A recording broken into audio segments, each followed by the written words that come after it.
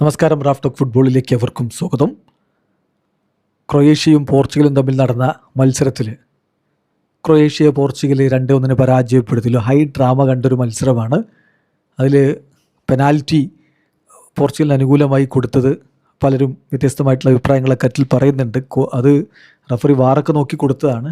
പക്ഷേ അതൊരു കൃത്യമായ ഫൗൾ ഉണ്ടായിരുന്നു. രണ്ടുപേരും അങ്ങോട്ടും ഇങ്ങോട്ടും ഹോൾഡ് ചെയ്യുന്നുണ്ടായിരുന്നില്ലേ എന്ന ചോദ്യങ്ങളൊക്കെ ഒരു ഭാഗത്ത് നിലനിൽക്കുന്നുണ്ട്. അതുപോലെ തന്നെ അവസാനത്തെ ആ ഗോൾ ഡിസലവ് ചെയ്തതിനെക്കുറിച്ചും പലതരത്തിലുള്ള ചർച്ചകൾ നടക്കുന്നുണ്ട്. ഇപ്പോൾ ക്രൊയേഷ്യയുടെ സൂപ്പർ താരം, വെറ്ററൻ താരം ലൂക്ക മോഡ്രിച്ച് തന്നെ അതിനെതിരെ രംഗത്തേക്ക് വന്നിട്ടുണ്ട്. അദ്ദേഹം നീണ്ടൊരു പ്രസ്താവന നടത്തിയിട്ടുണ്ട്. വാറിനെ കുറിച്ചും പെനാൽറ്റിയെക്കുറിച്ചും ഒക്കെ തുറന്നടിച്ച് തന്നെ അദ്ദേഹം പറഞ്ഞിട്ടുണ്ട്. അദ്ദേഹത്തിൻ്റെ വാക്കുകളിലേക്ക് നോക്കാം.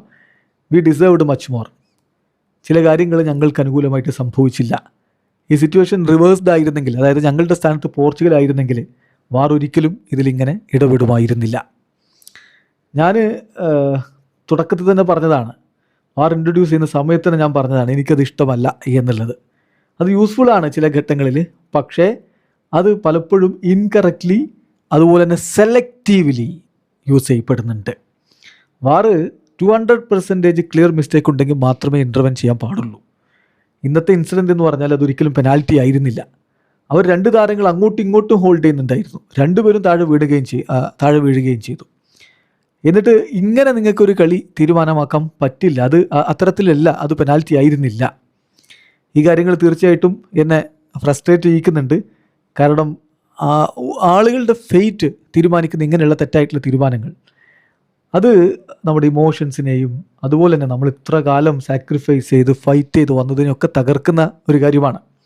ഞങ്ങൾക്ക് യങ് പ്ലെയേഴ്സ് ഉണ്ട്, അവരിങ്ങനെ മുന്നോട്ട് വന്നുകൊണ്ടിരിക്കുന്ന യങ് പ്ലെയേഴ്സ് ഉണ്ട്.